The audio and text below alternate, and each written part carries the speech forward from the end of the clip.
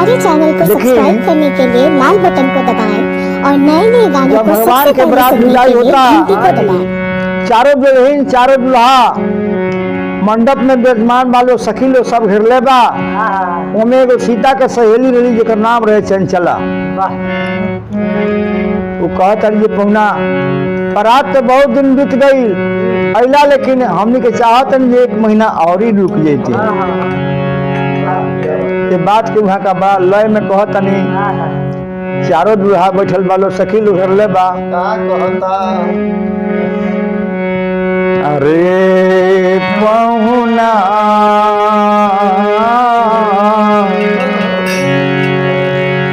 अरे पहुना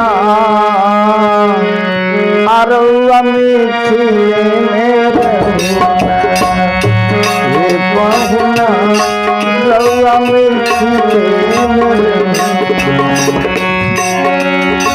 यौन सुखबा मिथिला नगरी, यौन सुखबा मिथिला नगरी, उ सुख बाटे कहिया पहुना रउआ मिथिले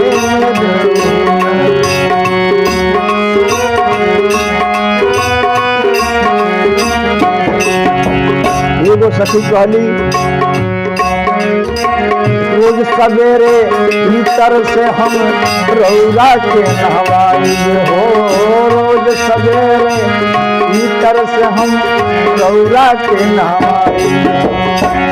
एक महीना के भीतर करिया से गोर बनाई हो, एक महीना के भीतर करिया से गोर बनाई।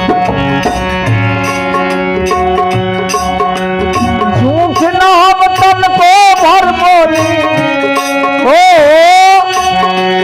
झूठ न हम तन को भर बोली, एगो मौका देहुना पहुना रउआ मिथिले पहुना रउआ मिथिले।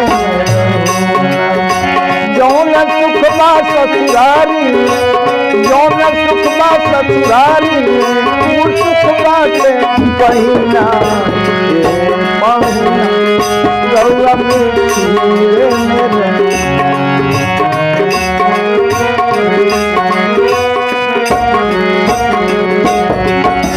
दूसर का सखी गली की सुनी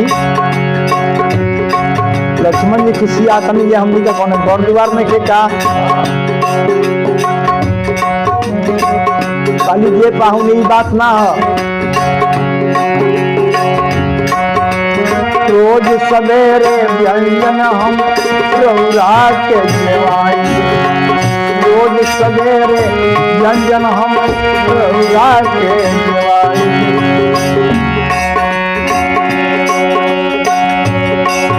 अरे भूख स्वाद अरे सारी सरहद के गारी सुन के भूख स्वाद बढ़ जाई हो, सारी सरहद के गारी सुन के भूख स्वाद बढ़ जाई।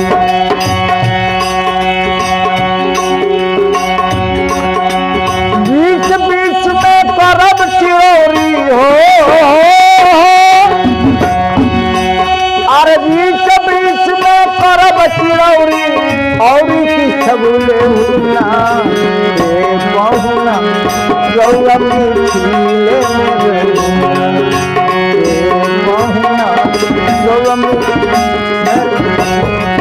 ओ जौन सुखबा ससुरारी में, जौन सुखबा ससुरारी में, उ सुख बाटे कहिना पहुना रउआ मिथिले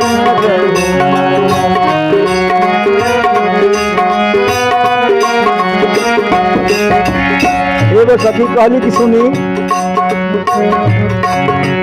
बागमती और दूधमती में रउरा के नहवाई, बागमती और दूधमती में रउरा के नहवाई। अरे सावन में कजरी गागा के रउरा के सुनाई हो, सावन में कजरी गागा के रउरा के सुनाई। पौन देव से करब निहोरा पौन देव से करब निहोरा धीरे धीरे बहुना बड़ा दिन क्षमता पौन देव से करब निहोरा हो पौन देव से करब निहोरा हेलो हेलो बहुना हे बहुना रंगी खिले बहुना हे बहुना रंगी खिले बहुना जौन सुख बात पुरानी जौन सुख बात पुरानी में उस सुख बात कहिना हे बहुना रंगी खिले बहुना हे बहुना रंगी खिले बहुना हे राम जी रंगी